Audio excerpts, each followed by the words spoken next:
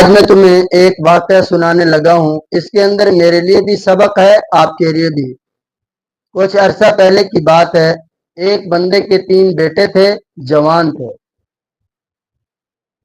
ایک بیٹا فوت ہو جاتا ہے، لوگ افسوس کے لیے، تعزیت کے لیے اس کے پاس آتے ہیں، آ کر اسے تعزیت کرتے ہیں، افسوس کرتے ہیں، تو وہ زوردار روتا ہے اور اللہ رب العزت کا شکوہ کرتا ہے۔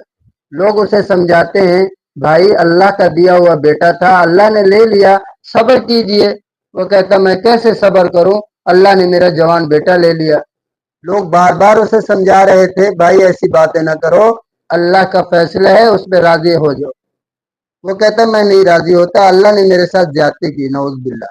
لوگ اسے سمجھاتے رہے اور اس نے لوگوں کی بات نہ مانی اور اللہ کا شکوہ کرتا رہا۔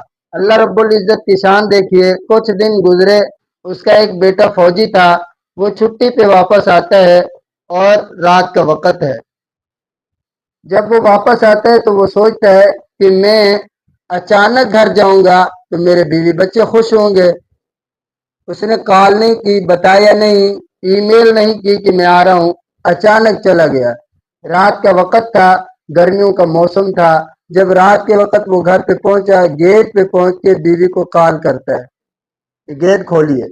بیوی آ کر گیٹ کھولتی ہے اور وہ میاں بیوی اپنے کمرے میں چلے جاتے ہیں۔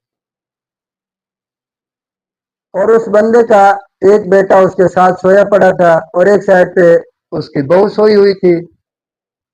جب وہ اس کی آنکھ کھلتی ہے، اس بابا جی کی، اس بوڑھے کی، تو وہ دیکھتا ہے کہ بہو نہیں ہے۔ تو اس نے اٹھ کر ادھر ادھر کان لگائے، آواز سنی تو دیکھا کہ کمرے کے اندر 2 بندے ہیں، ایک اس کی بہو ہے، ایک دوسرا بندہ ہے۔ اس نے اپنے بیٹے کو اٹھایا اور اسے کہا کہ بندوق لے لو اور آپ کمرے کے اندر چلے جاؤ، گیلری کے اندر جا کے ان دونوں کو شوٹ کر دو۔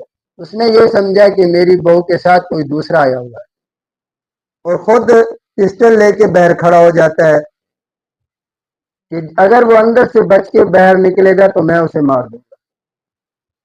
اس کا چھوٹا بیٹا پسٹل لے کے، بندوق لے کے اندر جاتا ہے، گیلری میں جا کے وہ چھوٹی سی لائٹ جلی ہوئی تھی، اس نے اچانک جا کے دونوں کو شوٹ کر دیا۔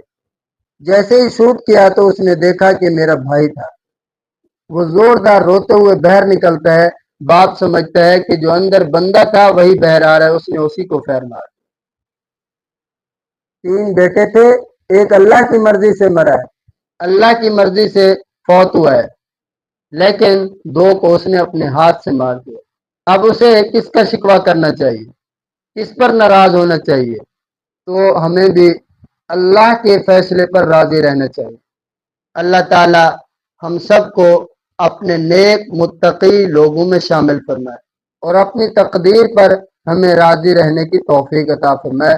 میری باتیں سننے کا شکریہ، میرے واسطے دعا کیجیے۔ میں آپ سب کا محمد صداقت